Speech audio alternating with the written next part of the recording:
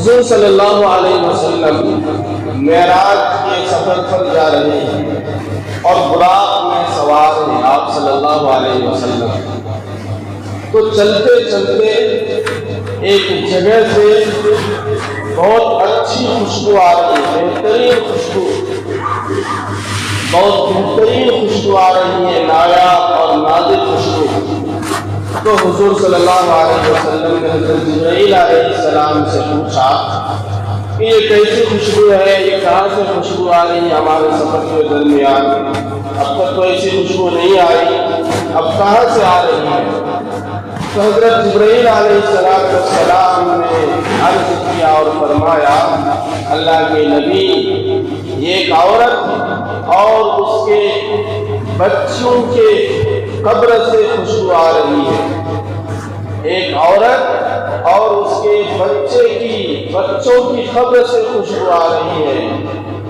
تو کون سی وہ عورت ہے اور ان کے بچوں کی کیا خبر ہے، کیا بات ہے؟ تو حضرت جبرائیل علیہ السلام نے فرمایا کہ فرعون کے دربار میں ایک عورت تھی اور اس نے بسم اللہ پڑھا. فرعون نے اس کو سخت سزا دیا. اس نے وصیت کیا تھا کہ جب ہم ہلاک ہو جائیں، جل جائیں، تو ہماری ہڈیوں کو اور ہمارے بچوں کی ہڈیوں کو ایک جگہ دفن کرنا.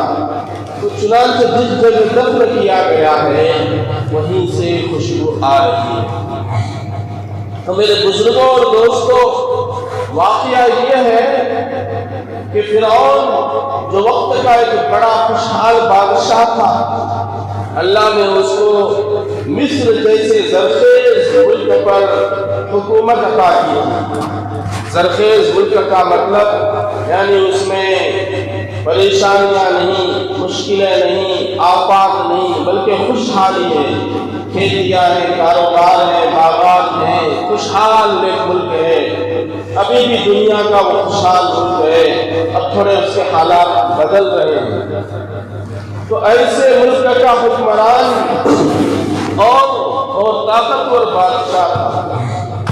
اپنے طاقت میں اتنا غرور کر لیا اس بادشاہ نے، اتنا متکبر ہو گیا کہ اس نے ربکم الاعلیٰ کا دعویٰ کر دیا. قرآن یہ کہتا ہے.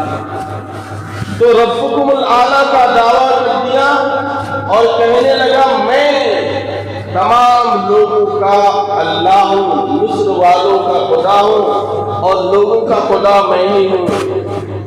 تو بات یہ ہوئی کہ وہ کیا کرتا تھا، پورے ملک والوں سے، بنی اسرائیل سے، جو موسیٰ علیہ السلام کی قوم تھی، ان کو یہ منواتا تھا کہ میں تمہارا رب ہوں.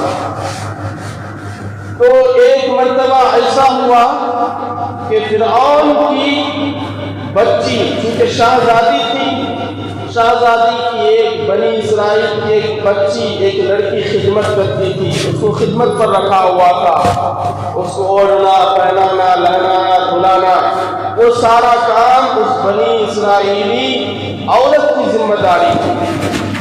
اس بنی اسرائیلی عورت کی ذمہ داری تھی فرعون کی بچی کو غسل دینا، لہرانا وغیرہ. تو ایک مرتبہ وہ عورت جب کنگھی کر رہی تھی، فرعون کی بچی کے سر میں کنگھی کر رہی تھی، اس کے بالوں کو سوار رہی تھی، تو کنگھی وہاں سے نیچے گر گئی، اس کے ہاتھ سے چھوٹ کر نیچے گر گئی.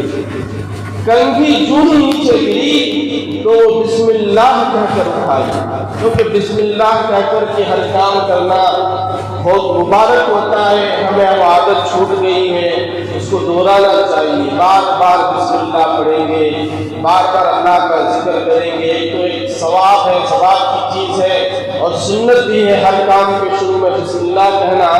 اور دوسرا ہم اللہ کا ذکر بھی ہو جائے گا ہر کام میں، بار بار جب ذکر کریں گے.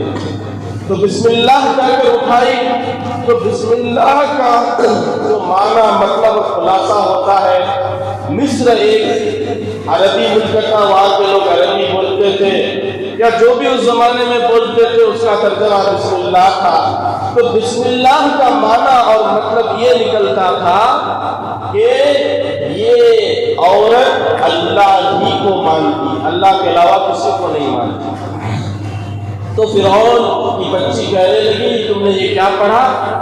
کیا تم میرے باپ کو خدا نہیں مانتی ہو؟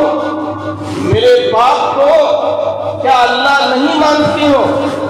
تو اس عورت نے کہا کہ میں تیرے باپ کو کیا خدا مانوں، کیا وہ رب ہے؟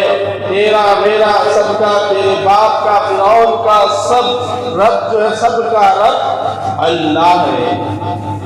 اتنا کہنا تھا، وہ بچی غصے میں آ گئی اور اس عورت کو مارنے پیٹنے لگی اور کہنے لگی اگر تم نے اپنے بات سے توبہ نہیں کیا، پیچھے نہیں ہٹا، اے عورت تم نے اگر اپنی بات سے پیچھے نہیں ہٹا، اپنی بات کو واپس نہیں لیا، تو میں فرعون کو خبر کروں گی اور معلوم ہے فرعون تم کو کیا سزا دے گا، کیسا بادشاہ ہے زبردست۔ اس عورت نے کہا فرعون کی بچی کو، اپنی مخدومہ کو جس کی خدمت کرتی تھی، آپ جسے چاہے بولے، فرعون کو چاہے بولے، میں اپنے بات سے پیچھے ہٹنے والی نہیں۔ پھر فرعون کی بچی نے اس کی باپ سے جا کر شکایت کیا کہ یہ جو خادمہ ہے ہمارے گھر میں، یہ بسم اللہ کہہ رہی ہے، اللہ کو مانتی ہے اور آپ کو اللہ نہیں مانتی ہے۔ فرعون نے کیا کیا، اس خادمہ کو بلایا اور پوچھا کیا تو مجھے خدا نہیں مانتی، کیا تو مجھے رب نہیں مانتی؟ تو اس عورت نے کہا میں نہیں مانتی، میں تو اللہ ہی کو اللہ مانتی ہوں، تم تو ایک انسان ہو، تم تو ایک انسان ہو، میں تم کو کیا خدا مانوں؟ تو فرعون نے کہا تم جانتے ہو میں کیا سزا دوں؟ تو وہ عورت کہنے لگی فَبِزِمَانِ تَقَاض، آپ جو کر سکتے کریے، لیکن آج مسلمان ڈر رہا ہے، آج مسلمان ڈر رہا ہے کہ ہمارے ساتھ کیا ہوگا، چھوٹی قربانی دینے کے لیے تیار نہیں، لیکن یہ خادمہ ہے، نوکرانی ہے، نوکری کر رہی ہے، غلام کی طرح زندگی بسر کر رہی ہے، ایک باندی کی طرح فرعون کے محل میں زندگی گزار رہی ہے، ایمان اتنا مضبوط، کہہ رہی ہے فَبِزِمَانِ تَقَاض کہ اے فرعون، اے ظالم و جابر بادشاہ، آپ جو کر سکتے ہیں، تمہارے بس میں جو ہے پوری طاقت چھوڑ دو میرے ایمان کے لیے، میں تو ایمان سے پھرنے والی نہیں ہوں۔ چنانچہ فرعون نے کہا کہ ایک بڑا دیگ تیار کرو، ایک بڑا دیگ، اس میں پانی ڈالا گیا ہے، تیل ڈالا گیا، جو بھی ڈالا گیا، ایک بڑا دیگ تیار کیا گیا اور تیار کرنے کے بعد اس کو کہا گیا تم کو اس دیگ میں ڈال کر تم کو جلا کر راکھ کر دیں گے، ابھی بھی موقع ہے، اپنے ایمان سے پھر جاؤ، مجھے رب مان لو۔ لیکن وہ عورت کہنے لگی نہیں، میں تو آپ کو رب نہیں مان سکتی، آپ جو چاہیں کرنے۔ فرعون اس کا امتحان لینے کے لیے، اس کے 2 بچے تھے، کہا کہ یہ عورت جب ہی باز آئے گی، جب اسے ایک بچے کو ڈال دیں گے اور جلتی ہوئی وہ اپنے بچے کو دیکھے گی تو پھر جو ہے باز آ جائے گی۔ چنانچہ اس کے ایک بڑے بچے کو ڈالا گیا جو ہوشیار تھا، وہ بچہ ایک پل میں علماء کہتے جل کر پکوڑے کی طرح ہو گیا۔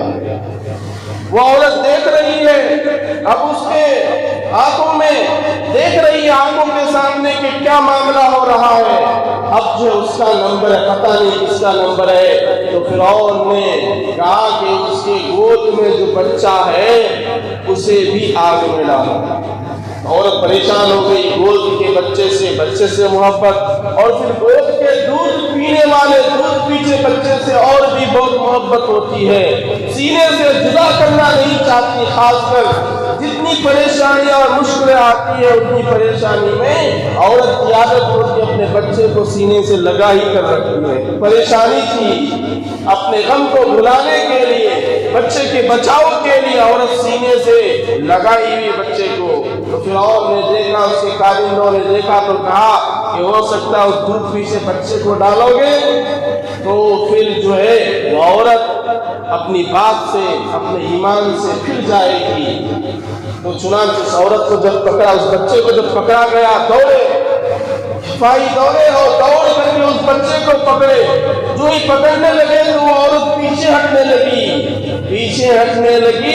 تو پیچھے ہٹنے لگی تو اس بچے سے آواز آئی۔ وہ بچہ کہنے لگا ماں گھبراؤ مت، اللہ بہت آسانی کرنے والا ہے۔ چنانچہ اس بچے کو ڈالا گیا۔ جب وہ بچہ اس کڑھائی میں، ہانڈی میں چلا گیا تو وہ بچہ، روایتوں میں آتا ہے، علماء فرماتے ہیں، یہ تاریخی روایت ہے، کوئی حدیث اور قرآن نہیں، فرماتے ہیں کہ اس بچے نے آواز لگائی ماں پریشان مت ہو، گھبرا مت، آ جا، یہاں تو جنت ہی جنت ہے، گلے گلزار ہے، آ جاؤ، یہ گلے گلزار ہے۔ چنانچہ اس ماں کو بھی ڈال دیا اور ڈالنے کے بعد ان کے گوشت سارے ختم، صرف ہڈیاں باقی رہ گئی۔ میرے بزرگوں اور دوستوں، دین کے خاطر صرف ہمارے صحابہ کرام نے قربانیاں نہیں دی، اور لوگوں نے بھی قربانیاں دی۔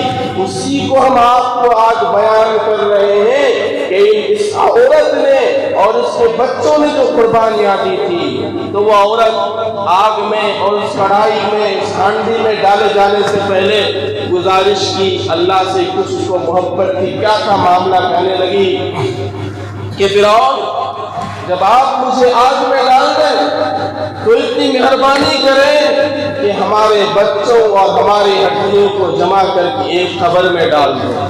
تو فرعون نے کہا تمہارے تو ہمارے اوپر کچھ حقوق بھی ہیں، چلو تم سب کی ہڈیوں کو ایک قبر میں ڈال دیں گے، ایک جگہ دفن کر دیں گے۔